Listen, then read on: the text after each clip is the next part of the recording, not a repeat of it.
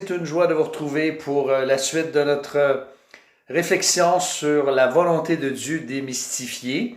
Nous avons vu lors de la première partie que les gens ont toutes sortes de moyens des fois d'essayer de trouver la volonté de Dieu, mais il y en demeure pas moins que c'est tout à fait biblique, tout à fait normal qu'un enfant de Dieu veuille connaître la volonté de Dieu.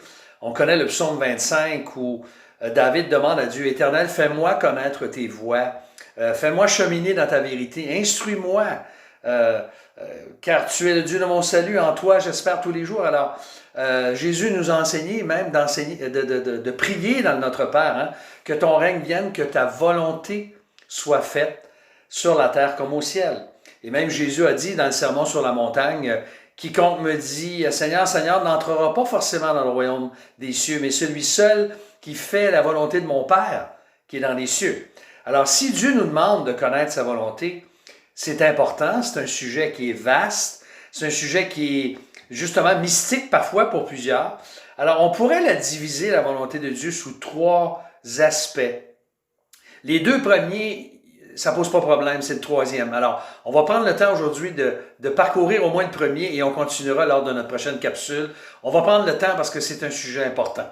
Alors, la première dimension de la volonté de Dieu qu'on trouve dans les Écritures, c'est la volonté souveraine de Dieu. C'est-à-dire que Dieu a un plan éternel qui détermine tout ce qui se déroule dans sa création et dans l'histoire. Alors, depuis toute éternité, Dieu est le maître de l'univers et nous savons que son plan parfait va se réaliser. Il n'y a absolument rien qui échappe à son contrôle.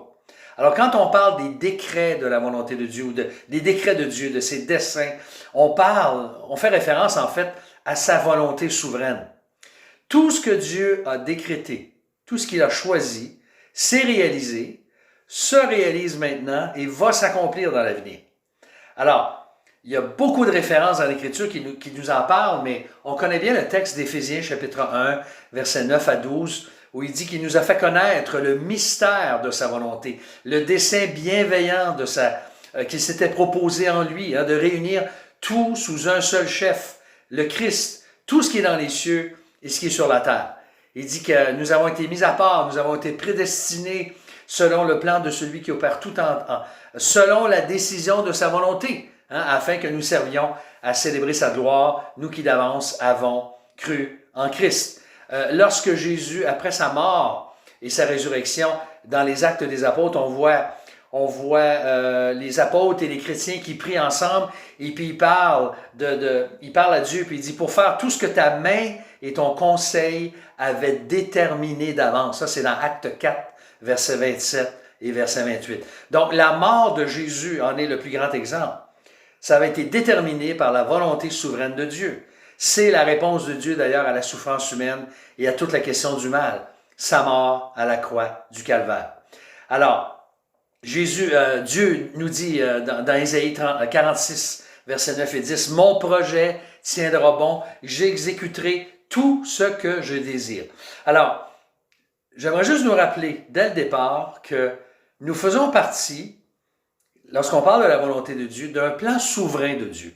Et c'est là que ça commence. Donc, Dieu a une volonté souveraine selon laquelle tout ce qui doit se réaliser va se faire. Et ça veut dire que ma vie n'est pas un accident. Que ta vie cette semaine n'est pas un accident. Ce que tu vis aujourd'hui n'est pas en dehors de sa souveraineté. Dieu demeure toujours assis sur son trône. La pandémie dans laquelle nous sommes, l'élection au gouvernement américain, tout ça, c'est dans la volonté souveraine de Dieu. Alors, on peut lui faire confiance et le remercier ensemble. Seigneur, merci que ta volonté souveraine, selon laquelle tous tes décrets et tes desseins vont se réaliser, aujourd'hui, demain et après-demain, et dans le passé, eh bien, Seigneur, c'est selon ta direction. Alors, conduis-nous, fortifie-nous, que ta grâce nous accompagne. Au nom de Jésus. Amen. On verra la suite demain. La prochaine capsule, on va continuer avec la volonté révélée ou morale de Dieu.